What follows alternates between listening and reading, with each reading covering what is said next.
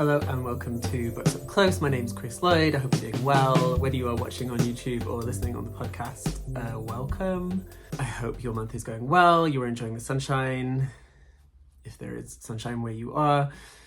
I hope you're reading lots of good books. Please, as ever, tell me what you're reading. I really want to know about it.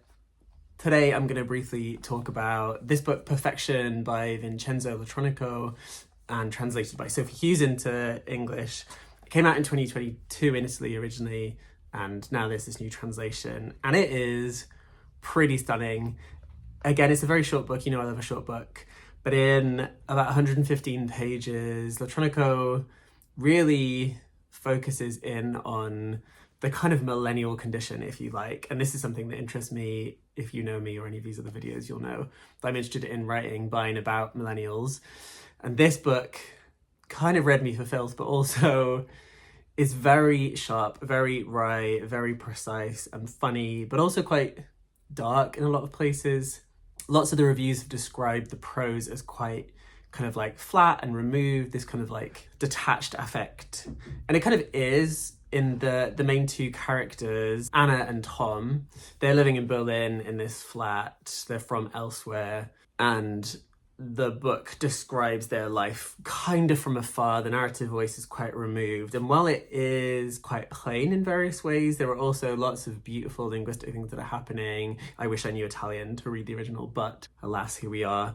But the prose really gives you this kind of insight into their lives that is both super highly specific in finding out about their kind of daily world, you know, checking emails, creating websites, buying takeout, going to clubs, inviting friends over, cleaning the flat, all these kinds of things that are both very specific and very general, and somehow he's doing both at once. And I think that's one of the strengths of the book, this kind of zooming in and out. The opening chapter in particular is really funny. It's kind of just like a description of the apartment that they're kind of putting up for rent on like Airbnb or something that was not named. And it's just this really detailed description of the apartment, like room by room, the way the light falls, the kind of plants that are in the space. And like, as I'm reading it, I'm looking at my monstera right here. It just feels very on the nose, but in a really insightful way. It takes in politics, it takes in culture, and kind of gives us a version, if you like, of what the critic Laura Ballant calls cruel optimism. If you know that book, if you know their work, you know what I'm talking about. This idea of like the attachment to the idea of the good life, even as that good life storyline is depleting us, diminishing us, and is relentlessly unattainable. And this book, therefore, is so good at depicting that version of a life, or what a good life might or could look like. Anna and Tom are kind of just ciphers in a way for all kinds of millennials, but more broadly, people in this fluid, flexible gig economy, in freelance work, in a world in which people think, hey, I can do the job that I want to do that's like exciting and enjoyable and like gives me fulfillment. And they get that, and it still doesn't give them quite the fulfillment that they want. There's some really beautiful passages. And the title, which I really like, is Perfection. Like, the novel really works in sentences that are kind of aiming for this perfection, this real kind of precision, if you like. But the idea of perfection comes up in the very last sentence. Perfect, the word gets used in the very last sentence. That's not a reveal of any kind or a spoiler.